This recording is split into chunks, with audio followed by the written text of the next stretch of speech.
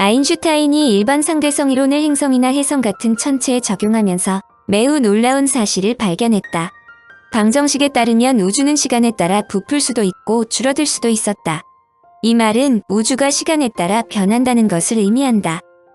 뉴턴은 우주에 별이 많은데 왜 서로 끌어당겨 부딪히지 않는지 의문을 보냈다. 사실 만유인력에 의하면 별들 사이가 끌어당긴다는 이야기가 되므로 우주의 모든 별이 하나로 모이는 것이 정상이다. 뉴턴은 우주의 별들이 바둑판에 놓인 것처럼 일정한 간격을 두고 우주에 무한히 퍼져 있기 때문에 인력이 상쇄되어 우주가 쪼그라들지 않고 균형을 유지한다고 생각했다. 그의 생각은 매우 타당하게 보인다. 어제도 태양이 떴고 내일도 태양이 뜰 것이 분명하다. 24시간을 기준으로 밤이 지나면 어김없이 낮이 온다. 우주가 어떤 방법으로든 전혀 변하지 않는 균형이 잡힌 공간으로 보이는 이유다. 아인슈타인이 우주에 대해 연구할 당시는 20세기가 막 시작하였을 때이므로 우주에 대한 지식이 수준 이하였다. 당시 지구의 나이가 46억 년이나 되었으며 우주의 나이가 137억 년이나 된다는 것을 몰랐고 우주에 우리 은하가 아닌 다른 은하가 수없이 많다는 것도 몰랐다. 당시 지구인들이 생각하는 우주는 10만 광년 크기의 우리 은하뿐이었다.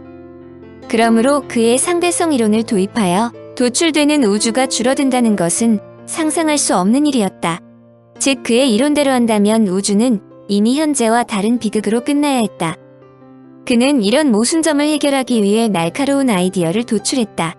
한마디로 자신의 방정식에 우주상수라 부르는 항을 추가한 것이다. 우주상수가 중력과 반대 방향으로 작용해 밀어내는 반중력으로 작용하면 우주가 중력 때문에 줄어드는 비극적인 결말을 맞지 않는다. 즉 우주상수를 달면 우주는 부풀지도 않고 줄지도 않는 완벽한 우주를 표현하는 방정식이 된다. 즉 우주는 절대로 변하지 않는 공 모양의 폐쇄된 공간이 분명하다는 것이다. 문제는 우주에 대한 정보가 과학기술의 발달로 축적되자 우주가 안정된 공간이 아니라 팽창하고 있다는 것이 분명하다는 점이다.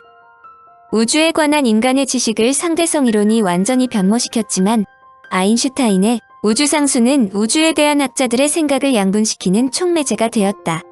한마디로 우주가 팽창하는지 아닌지이며 이후 천문학계에서 노벨상이 수상되는 계기가 된다. 사실 노벨상에 관한 한 당대 천문학계는 변방이었다. 천문학을 물리학이 속한 분야로 생각하지 않았기 때문이다. 여하튼 아인슈타인이 제기한 문제에 제일 먼저 손을 댄 과학자가 빌렘 드 지터이다.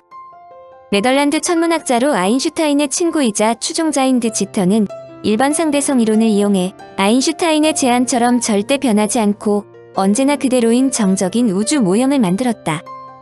문제는 그의 우주 모형에 거대한 우주 공간에 물질이 전혀 없다는 가정이 붙어 있었다. 그는 정적인 우주가 존재하려면 아무것도 없는 우주 즉 어떤 형태의 에너지도 없는 우주는 물론 별도 없어야 했다.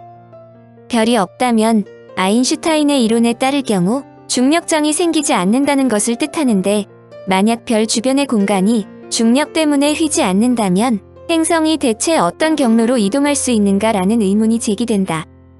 아인슈타인의 상대성 이론에 의하면 태양계의 행성은 태양의 중력 때문에 태양 주변을 돈다. 즉 태양의 중력 때문에 태양 주변에 공간의 굴곡이 생기며 그 굴곡을 따라 행성이 움직인다는 것이다. 상대성 이론을 설명할 때 자주 등장하는 것이 그물로 쳐진 트램펄린 놀이이다. 어른이 올라가면 크게 늘어나고 아이가 올라가면 조금 늘어나는 그물을 중력의 힘으로 표현한다. 즉 그물이 중력 때문에 휜 공간을 나타낸다는 것으로 볼링볼을 그물 위로 던졌을 때 그물이 쳐지는 것을 연상하면 된다. 이때 혜성과 같이 등장한 선수가 러시아의 수학자 알렉산드르 프리드만이다. 당시 러시아는 서구와 고립되어 있으므로 아인슈타인과 드 지터가 우주의 상태를 두고 갑론을 박한다는 사실을 몰랐다. 당대의 주류와 떨어져 있다는 뜻인데 이것이 오히려 그에게 천혜의 기회였다.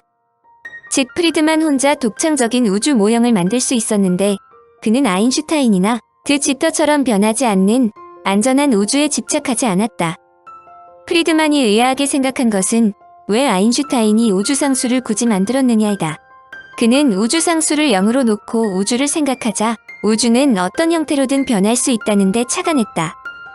그러자 우주에서 시간이라는 개념이 중요해졌다.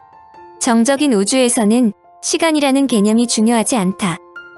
과거에도 현재의 모습이고 미래에도 현재의 모습을 유지한다고 생각하기 때문이다.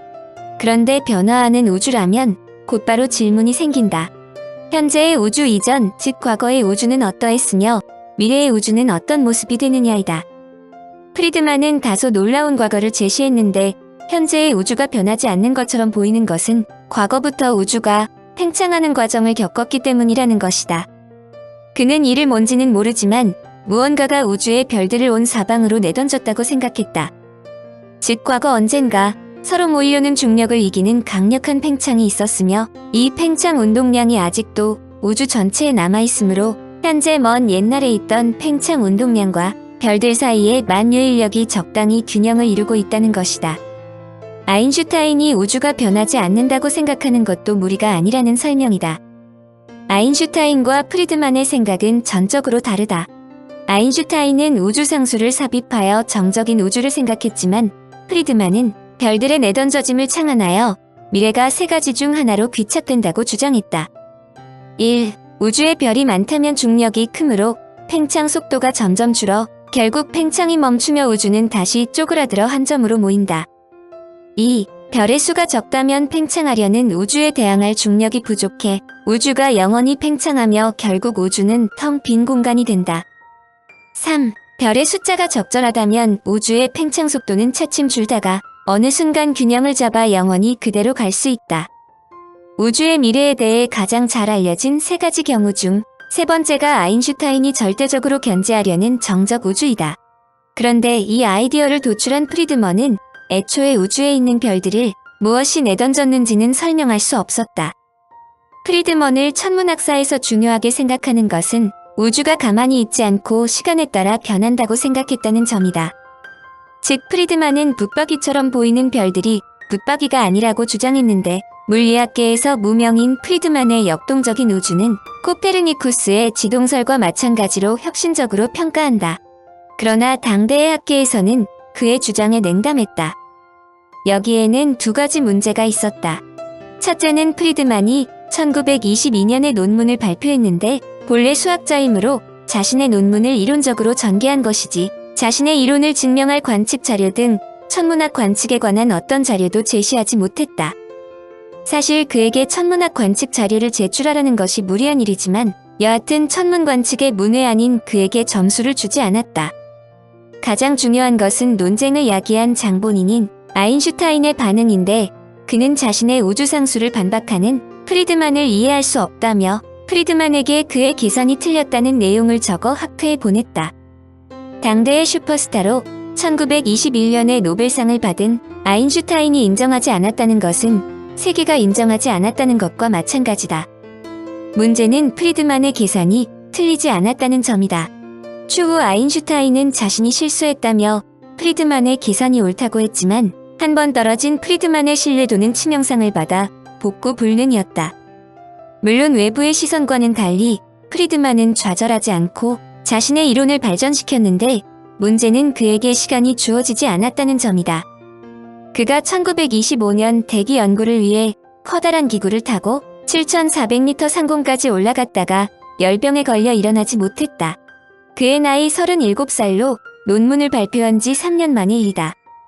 당대의 우주는 세 사람에 의해 지배되었는데 첫째는 우주상수가 포함된 아인슈타인의 정적인 우주로 시간이 지남에도 우주가 변하지 않는다는 것이다. 둘째는 드 지터의 가설로 그는 우주가 정적이라는데 아인슈타인과 동조하면서 우주 모형을 제시했는데 추후 그의 가설은 팽창하는 우주라는 것이 밝혀졌다. 물론 드 지터는 자신의 설명이 팽창하는 우주를 뜻하는지 몰랐다.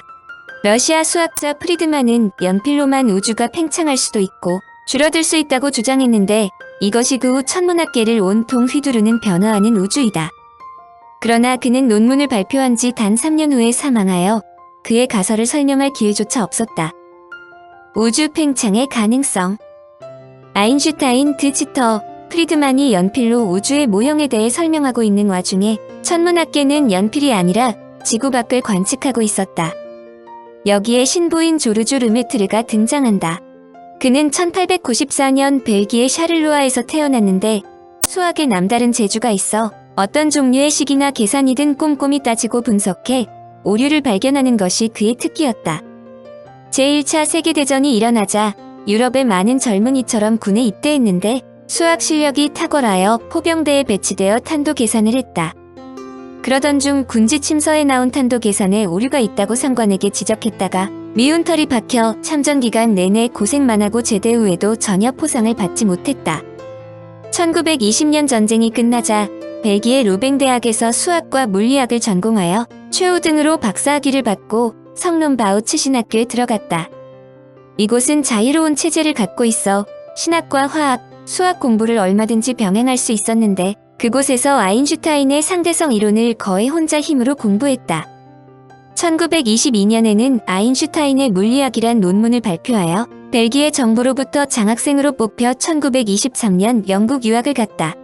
이때는 프리드만이 논문을 발표한 이후다. 영국에 도착한 르메트르를 받아준 사람이 아인슈타인의 상대성 이론을 증명한 아서 해링턴 교수이다.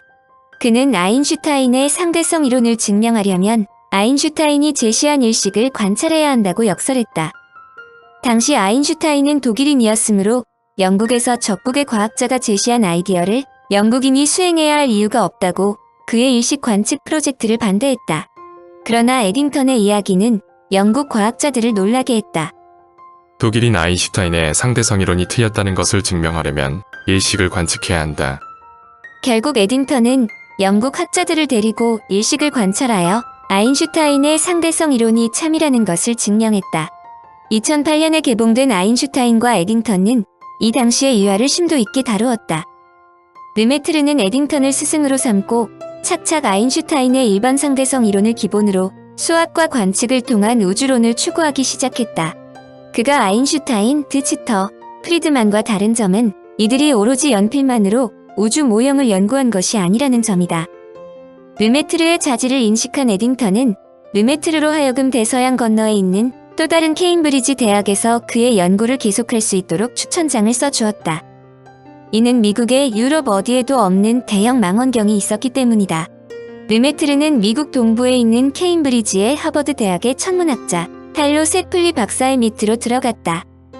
그런데 르메트르가 세플리 박사 밑으로 들어갈 때의 정황은 천문학계가 요동칠 때이다. 그 요동의 주인공은 추후 천문학계의 슈퍼천재가 되는 에드윈 허블 때문이다. 사실 천문학자인 허블의 이름을 딴 허블의 법칙, 허블 상수는 물론 허블 망원경 등은 현대인이 아인슈타인의 버금갈 정도로 죽는 날까지 기억해야 할 고유명사이다. 그는 1919년 8월 제1차 세계대전이 끝나자 캘리포니아에 있는 윌슨산 천문대 연구원으로 들어갔다. 우주가 팽창하고 있다는 위대한 발견을 한 허블은 꽤나 괴짜 인생을 산 과학자다. 좋은 말로 표현하자면 그야말로 소신있게 인생을 산 과학자라고 할 수 있는데 시카고 대학에서 천문학을 전공했지만 그는 공부보다 스포츠에 남다른 자질이 있었다. 육상에 대단한 재능을 갖고 있었으며 특히 복싱에 자질을 보여 시카고 대표로 출전할 정도이다. 또 얼굴도 잘생겨 학생들 사이에서 인기도 대단했는데 잠시 권투와 천문학에 대한 꿈을 접지 않을 수 없었다. 아버지의 강압 아닌 강압으로 영국 옥스퍼드 대학으로 건너가 법을 공부한 후 변호사가 된다. 변호사로도 상당한 성공을 거두었고 제1차 세계대전 때에는 육군 소령으로 복무했는데 사람의 일은 오묘하여 그가 전공으로 하던 천문학에 대한 꿈을 버릴 수가 없었다. 결국 변호사를 팽개치고 천문학자의 길을 다시 선택하여 윌슨산 천문대의 연구원이 된 것이다. 허블이 윌슨산 천문대를 선택한 것은 당대 세계에서 가장 큰 2.5m의 망원경이 있기 때문이다. 허블이 천문대에 도착할 당시 천문학계에서 안드로메다 성운이 우리 은하에 있는 성운인지 우리 은하 밖에 있는 독립된 성운인지를 놓고 대논쟁을 벌이고 있었다. 현재는 안드로메다 은하라고 바꾸어 부르지만 당대의 슈퍼스타인 알로 세플리는 안드로메다 성운이 우리 은하의 일부이며 우주는 우리 은하밖에 없다고 주장했다. 사실 그의 의견은 당대의 거의 모든 천문학자들이 믿는 전통적인 우주관이다. 반면에 히버 커티스 박사는 안드로메다 성운이 우리 은하 바깥에 있는 성운이라고 주장했다. 누군가 한 명의 의견이 틀린 것이다. 문제는 윌슨산 천문대의 신임 연구원인 허블이 커티스 박사의 주장, 즉 성운은 우리 은하에서 멀리 떨어져 있는 외부 성운이라고 생각하고 있었다는 점이다. 이것은 상관인 게플리 교수에 반하는 것으로 같은 천문대에서 일한다는 것이 간단한 일이 아니다. 자연스러운 일이지만 두 사람의 사이가 좋을 리 없었다. 여기에는 개인적 문제도 개입했는데 세플리는 참전 반대자로 유명했다. 그런데 제1차 세계대전에 소령으로 참전한 허블은 평소에도 군용 코트를 입고 다녔다. 더구나 그는 영국에서 공부한 덕에 다소 부자연스러운 영국식 억양이 섞인 영어를 사용했다. 또한 스포츠맨으로도 날렸던 허블이므로 다른 사람의 시선에 개의치 않고 남들 앞에 나서는 것을 좋아했다. 세플리로서는 고약스러운 부하였다. 그런데 허블에게 절호의 기회가 찾아왔다. 1921년 세플리가 하버드 대학교 천문대 대장으로 승진하여 윌슨산을 떠난 것이다. 허블에게는 절호의 기회인데 1923년 10월 허블은 추후 그를 가장 유명하게 만들어줄 단초가 되는 사진 2장을 찍었다. 그는 안드로메다 성운 사진을 세밀하게 관찰한 후 성운 바깥 부분에서 변광성으로 보이는 점을 발견했다. 티끌이나 실수가 아닌 틀림없는 별이었다. 이 별은 31.41511 주기로 진해졌다 흐려지기를 반복하는 세페이드 변광성이었다. 안드로메다 성운에서 발견된 세페이드 변광성은 태양보다 7000배나 밝았다. 결론은 그 별이 엄청나게 멀리 있다는 것이다. 허블은 이 변광성이 태양에서 90만 광년이나 멀리 떨어져 있다는 결론을 얻었다.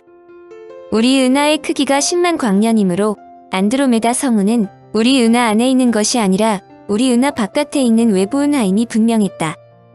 허블이 윌슨산 천문대에서의 관측 결과를 토대로 커티스 박사의 주장에 손을 들어주자 결국 세플리 교수도 이를 인정하지 않을 수 없었다.